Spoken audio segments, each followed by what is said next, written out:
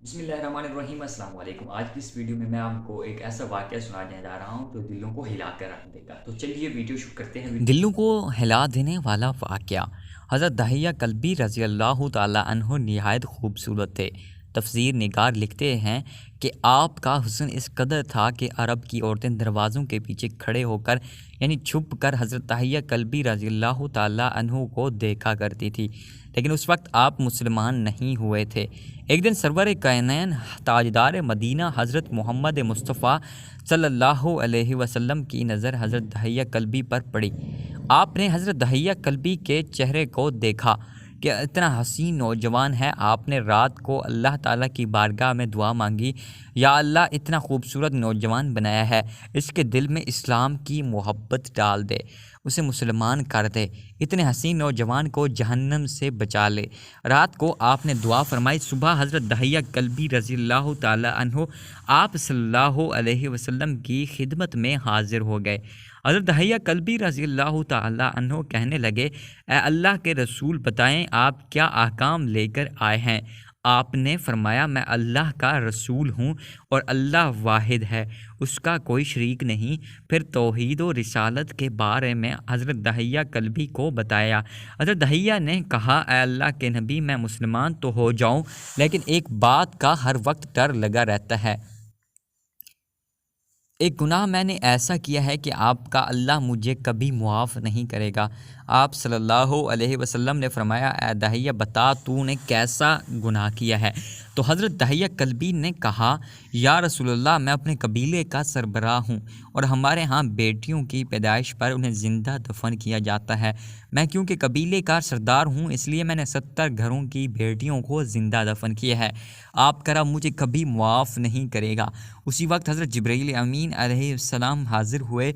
या रसूलल्लाह सल्लल्लाहु अलैहि वआलिहि वसल्लम, अल्लाह सलाम कहता है और फरमाता है कि इसे कहें, जब तक जूँ हो गया वो हो गया, उसके बाद ऐसा गुनाह कभी ना करना, हमने मुआफ़ कर दिया।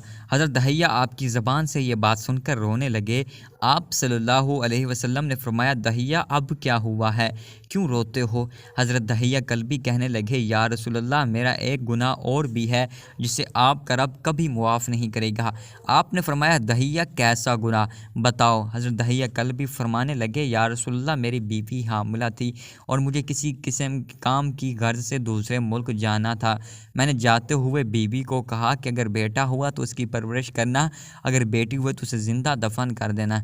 दहिया रोते जा रहे थे और वाक़या सुनाते जा रहे थे।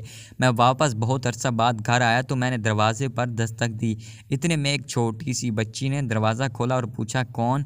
मैंने कहा, तुम कौन हो? तो वो बोली, मैं इस घर के मालिक की बेटी हूँ। आप कौन हैं? दहिया फरमाने लगे, या रसूलुल्लाह सल्लल्लाहु अलैहि वसल्लम, मेरे मुंह से निकल गया, अगर तुम बेटी हो इस घर के मालिक की तो मैं मालिक हूँ इस घर का।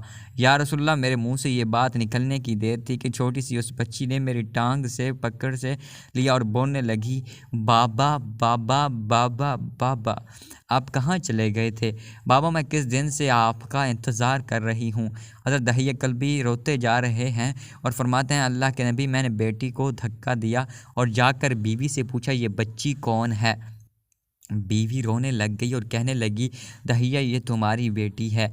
या रसूलल्लाह, मुझे ज़रा तरस ना आया। मैंने सोचा मैं कबीले का सरदार हूँ, अगर अपनी बेटी को दफन ना किया तो लोग कहेंगे हमारी बेटियों को दफन करता रहा और अपनी बेटी से प्यार करता है। हज़रत दहिया की आँखों से अशक ज़वारो कतार निकलने लगे। या रसूलल्लाह, वो बच्ची बहुत खूबसूरत, बहुत हसीन थी। मेरा दिल कर रहा था उसे सीने से लगा लूँ। फिर सोचता था कहीं लोग बाद में ये बातें ना कहें कि अपनी बेटी की बारी आई तो उसे दफन के नहीं किया। मगर मैं घर से बेटी को तैयार करवा कर निकला तो बीवी ने मेरे पाँव पकड़ लिए। दहिया, ना मारना इसे, दहिया, ये तुम्हारी बेटी है, माँ तो आखिर माँ होती है। मैंने बीवी को पीछे धक्का दिया और बच्ची को लेकर चल पड़ा।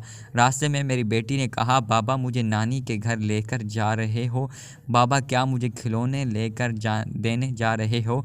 बाबा, हम कहाँ जा रहे हैं? दहिया कल्बी रोते जाते और वाक़या सुनाते जा रहे थे। या रसूलुल्लाह, मैं बच्ची के सवालों का जवाब ही नहीं दे रहा था। वो पूछती जा रही थी, बाबा किधर चले गए थे। कभी मेरा मुंह चूमती है, कभी बाजू गर्दन के गिर्द ले लेती है, लेकिन मैं कुछ नहीं बोलता। एक मकाम पर जाकर मैंने उसे बिठा दिया और ख़ुद उसकी कब्र खोदने लग गया। आका करीम सल्लल्लाहु अलैहि वसल्लम की दहिया की ज़बान से वाक़या सुनते जा रहे थे और रोते जा रहे थे। मेरी बेटी ने जब देखा कि मेरा बाप धूप में सख्त काम कर रहा है तो उठकर मेरे पास आई। अपने गले में जो छोटा सा दुपट्टा था वो उतार कर मेरे चेहरे से रेत साफ़ करते हुए कहती है, बाबा धूप में क्यों काम कर रहे हैं, छाँव में आ जाएं। बाबा ये क्यों खोद रहे हैं इस जगह, बाबा गर्मी है, छाँव में आ जाएं। और साथ साथ मेरा पसीना और मट्टी साफ़ करती जा रही थी।